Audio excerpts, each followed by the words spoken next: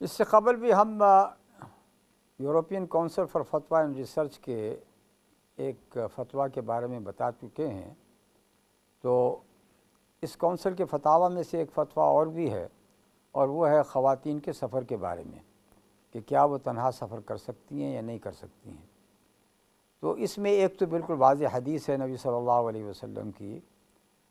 کہ وہ عورت جو کہ اللہ اور اس کے رسول پر اللہ اور آخرت پر ایمان رکھتی ہو، تو وہ ایک دن اور رات سے زیادہ بغیر محرم کے سفر نہ کرے۔ بغیر محرم کے سفر نہ کرے یعنی اس کے ساتھ کوئی اس کا گھر والا ہو، باپ ہو، بھائی ہو، شوہر ہو، وہ قریبی رشتہ دار جو کہ محارم شمار ہوتے ہیں۔ تو یہ حدیث تو بالکل واضح ہے۔ تو اس سے یہ معلوم ہوا کہ یہ ایک سفر کی وقت کی حدود بتائی گئی ہیں کہ کم از کم 24 گھنٹے کے اندر اندر اسے ایسا کوئی سفر نہیں کرنا چاہیے 24 گھنٹے سے زیادہ کا کہ جو بغیر محرم کی ہو۔ اب یہ کہ 24 گھنٹے کے اندر اندر اگر سفر ہو جاتا ہے تو اس حدیث سے تو اس کی اجازت ملتی ہے، لیکن پھر بھی ذہن کے اندر یہ بات آتی ہے کہ آخر اس بات سے کیوں منع کیا گیا؟ اس کا کوئی حکمت ہوگی۔ وہ اس لیے کہ جتنے بھی احکام ہیں شریعت کے وہ کسی نہ کسی حکمت کے اوپر مبنی ہیں۔ تو معلوم یہ ہوتا ہے کہ اس کی حکمت اس میں یہ ہے کہ اگر راستہ پرخطر ہے اور ایک عورت تنہا سفر کر رہی ہے، اس کے ساتھ محرم نہیں ہے،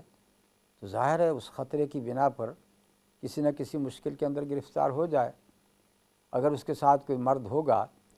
تو اول تو یہ کہ کسی شخص کو ہمت نہیں ہوگی کہ وہ آئے اور ان کے اوپر حملہ کرے یا چوری کرنے کی کوشش کرے، اور دوسرے یہ کہ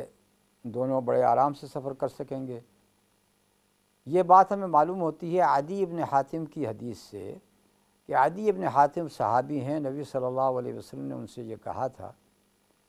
کہ اے عدی ابن حاتم، اگر تمہاری زندگی رہی تو تم دیکھو گے کہ ایک عورت حیرہ سے سوار ہوگی اونٹ کے اوپر۔ لفظ زائنہ ہے، اور زائنہ کا مطلب ہوتا ہے وہ عورت جو کہ اونٹ کے اوپر جو ہودج رکھا جاتا ہے اس کے اندر بیٹھ کے پھر وہ سفر کرتی ہے، اس کو زائنہ کہا جاتا ہے۔ کہ ایک عورت حیرہ سے تنہا سفر کرے گی مکے تک، اور مکے جا کے پھر وہ بیت اللہ کا طواف کرے گی،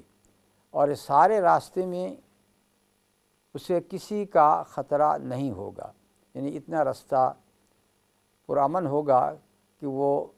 سوائے اللہ کے اور کسی سے نہیں ڈرتی ہوگی۔ تو اس حدیث سے یہ معلوم ہوا کہ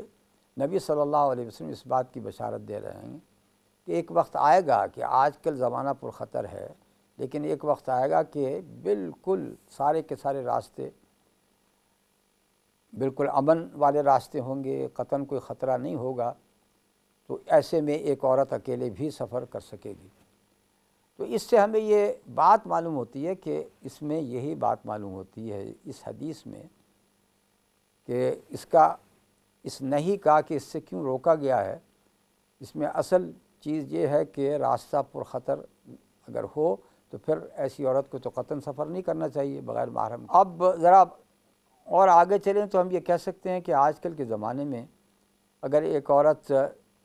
ایک دن اور رات کے اندر اندر ایسا سفر کرے جو کہ پرخطر نہ ہو، یعنی پبلک ٹرانسپورٹ سے، اور عام طور پر جو پبلک ٹرانسپورٹ سے سفر کیے جاتے ہیں جیسے بس کا سفر ہے، ریل کا سفر ہے، ہوائی جہاز کا سفر ہے، اس میں بے شمار لوگ سفر کر رہے ہیں، تو اس میں اس قسم کا خطرہ نہیں ہوتا جو کہ اکیلے سفر کرنے میں ہوتا ہے۔ اکیلا سفر کرنا کہ ایک عورت تنہا ڈرائیو کر رہی ہے اور بہت لمبا سفر کر رہی ہے، تو اس میں گاڑی کا بریک ڈاؤن بھی ہو سکتا ہے، بہت سارے خطرات بھی پیش آ سکتے ہیں۔ تو اس وجہ سے ہم یہ کہیں گے کہ اول تو یہ کہ ایک عورت کو بغیر محرم کے گھر سے باہر نہیں نکلنا چاہیے،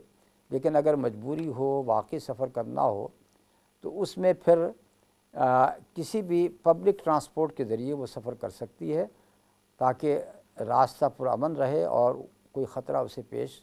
نہ آئے۔ تو اس کی جو گنجائش نکالی گئی ہے وہ ایسے سفر کے لیے ہے جو کہ ایک دن اور ایک رات کے اندر اندر ختم ہو جائے، اس سے زیادہ کا نہ ہو۔ زیادہ کا اگر ہوگا تو ہر صورت میں پھر محرم کی ضرورت ہوگی، اس سے پھر کوئی مفر نہیں ہے۔ تو یہ بات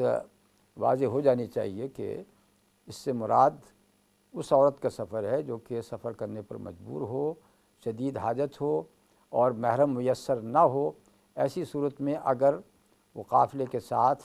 یا ایک پرامن طریقے کے ساتھ سفر کر سکے تو اسے سفر کی اجازت دی جا سکتی ہے۔